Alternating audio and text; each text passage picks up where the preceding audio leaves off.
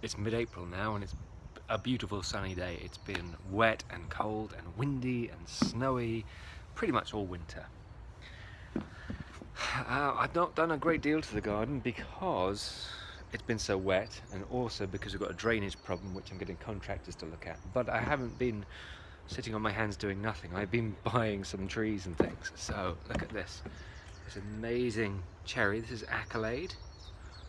And I've got this willow, which is getting quite bushy already. It's had some brilliant, we're just going over here, little catkin things, and the buds are starting to break. Greenhouse. I've got a greenhouse with, what have we got in there?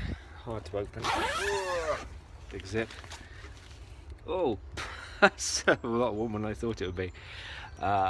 We've got some flowers, we've got some bamboo which hasn't germinated yet, that's been there for a while, and some irises.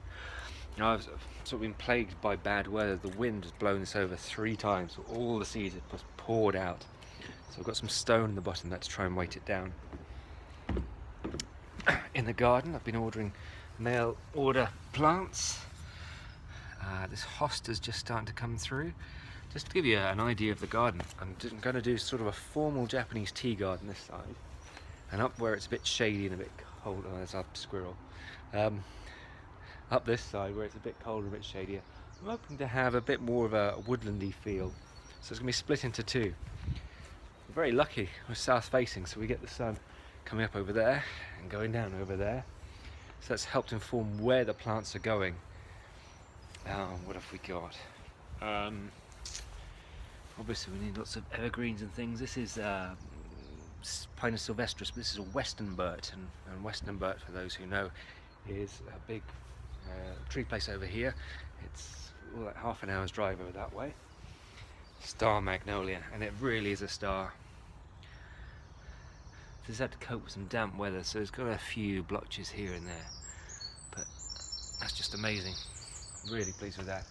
More pines at the back, hiding away. Everything's in pots until we get the drainage sorted. This bamboo started off, this is my rescue bamboo. I found this pretty much dried out by the side of the road near my old house, and I've actually split it into 2. There's another one down there. So I want to isolate that. I'm going to have to get some root barrier to stop this spreading. And we've got, what's this one in here? If I burn them, what I did, I made a list of plants, Japanese plants, and then sort of plotted them out where they need the sun. This present from my flatmate, this is Japanese maple. Now I've moved this around the garden a lot already. It was sited here, but I think it's going to be better here.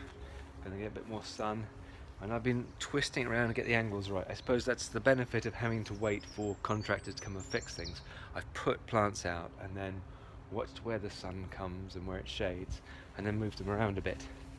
And then this corner, I've changed it a bit, because over winter, oh yeah, I don't know if you can see that, we've got the mill and the river over there, so I want a view through to there, so it's going to be quite low planting.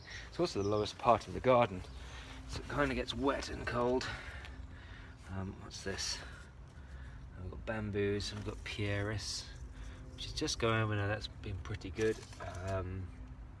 Garrya elliptica, Photinia, red robin. This is the only one that's not done particularly well, this pine here. It was quite a nice little pine, but I think that's not going to last long.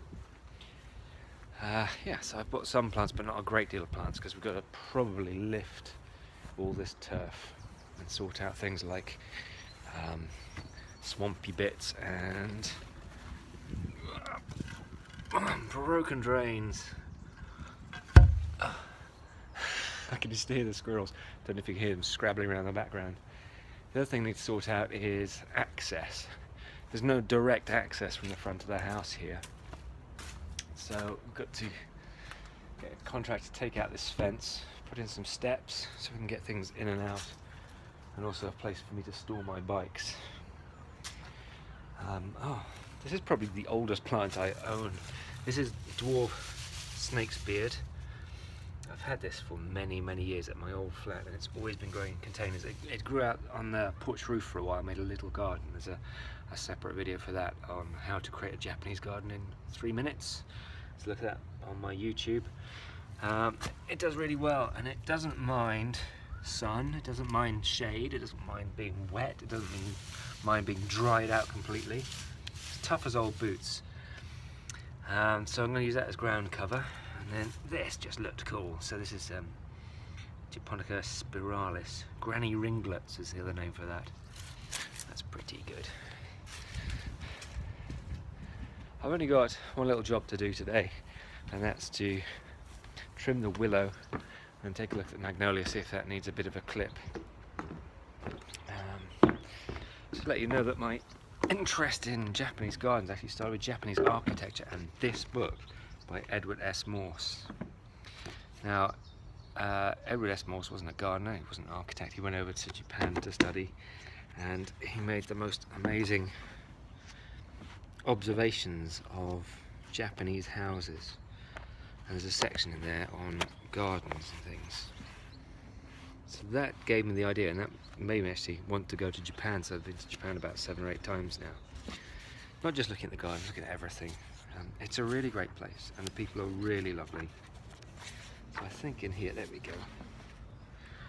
I've got clipped plants and things.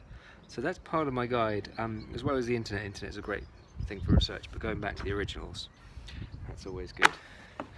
So we'll take a look at clipping that out, and that's the only job we're going to do.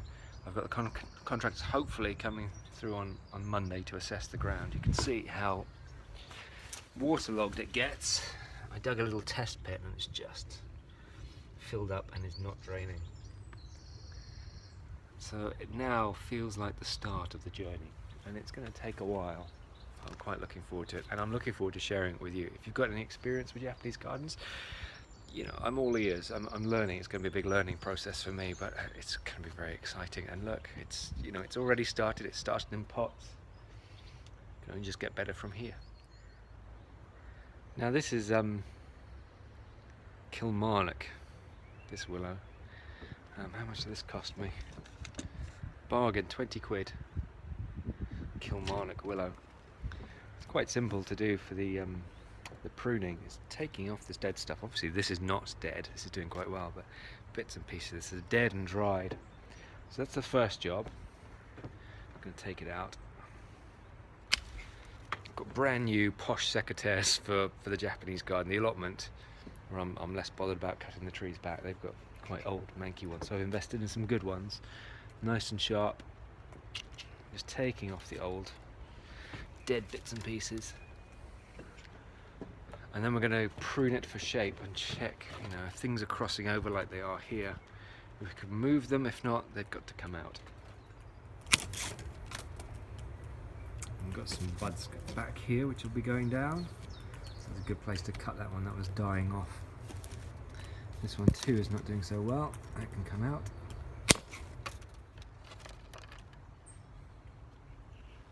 Well, that's all the dead ones out. I'm now going to prune for shape and cut for shape. You can see lots of crossing over here. Those are just going to rub and annoy each other. And we've got some which are just going up the wrong way, or like this one, we've got this one kinking down here and straight out. We don't want that. So the next thing to do is just to prune it for shape. And there we go. I've cut quite a bit out actually. Lots crossing over. But we've got new buds around here, which will hopefully just come down here and droop down. I've got rid of some of the side shoots. I'm hoping that these are going to start coming around here, otherwise I'm going to have to tie them up. I took quite a bit off, but I think it's looking a lot nicer shape. It's a bit more Japanese, a bit more elegant, flowing, light, fluffy. No, fluffy is the wrong word. Fluffy is the wrong word. I think I'll just go with elegant and light. That looks elegant and light. What else am I going to take a look at? The cherry, I'm quite happy to leave that, and the bees are quite happy. That looks quite good. And the magnolia is the other thing I'll take a look at. To make sure it's opened up enough. give that some space and air. Now reading on the internet it was saying that magnolias don't like pruning so much. I know, I'm not too keen on having my hair cut too often. So I've taken out end bits that weren't pruned particularly well, and one or two bits that were just going to be crossing over. Oh, I've got insects coming in. So that's what I'm going to do for that, a couple of twigs. I think everything else can be left for now, until we get the ground sorted. Actually, no, maple's fine, I'm going to leave the maple. Yeah, that's it. So we'll see you next time, and hopefully we can get into the ground.